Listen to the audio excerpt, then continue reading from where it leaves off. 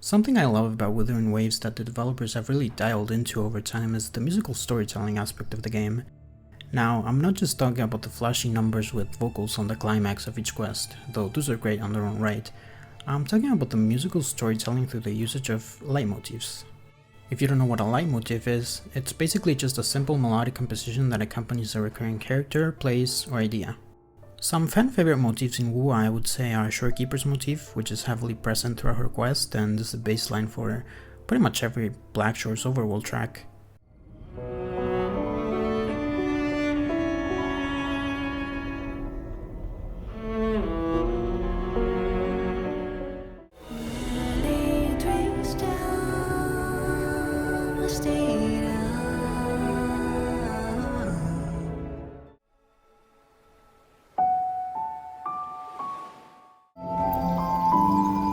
The Shorekeeper. This name suits me well enough. It aligns with my purpose and drive. The Renacita motif that we most famously hear after we step out of that cave and enter the wider world of Renacita for the first time.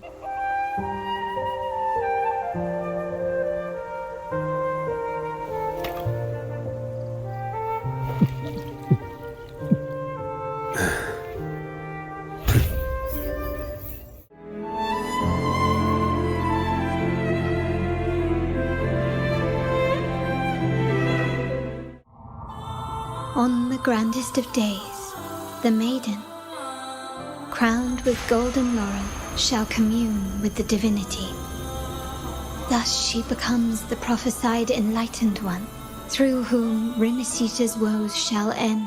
And of course, Cartilla's motif, which we hear directly for the first time as we drive our sword through Fleur-de-Lis.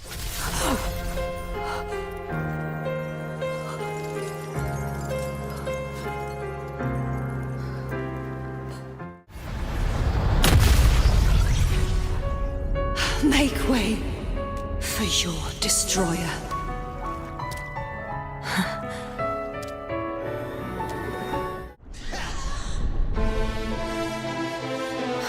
People of Renacita, please hear my call. The crown of winds has been engulfed by the sea. With the Renacita arc coming to a close, I was feeling more than satisfied with the consistent quality of the musical storytelling. But one thing I noticed while listening to the 2.7 soundtrack kept gnawing at me. What is this motif doing here? See, back in 2.6 we got this amazing song after we helped Picasta defeat the False Sovereign, Bury Me in Sunlight. And while this is a beautiful vocal track, it highlights a particular melody.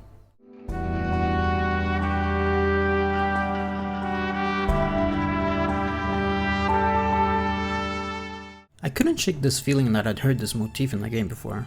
And I had. This motif is actually quite prominent in a handful of the overworld tracks of Huang Lung.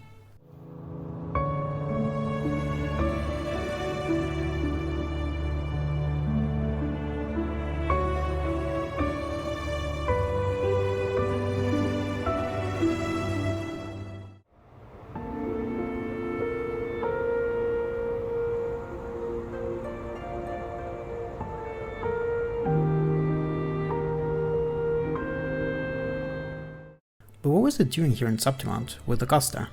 At the time I figured maybe they're just reusing it unrelated, or they actually came up with the same melody accidentally somehow. And then when 2.7 came out, lo and behold,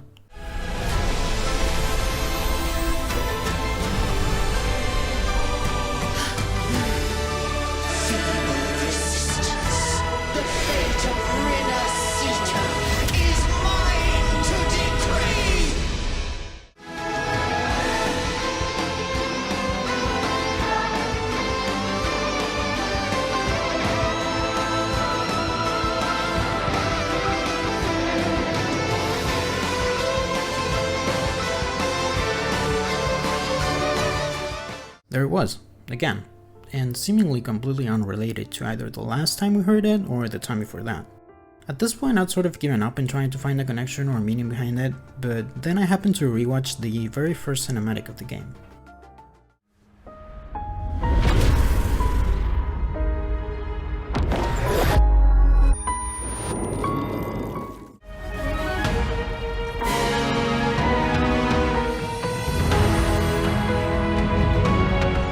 Okay, there's no way I was going to remember the very first thing I heard after downloading the game.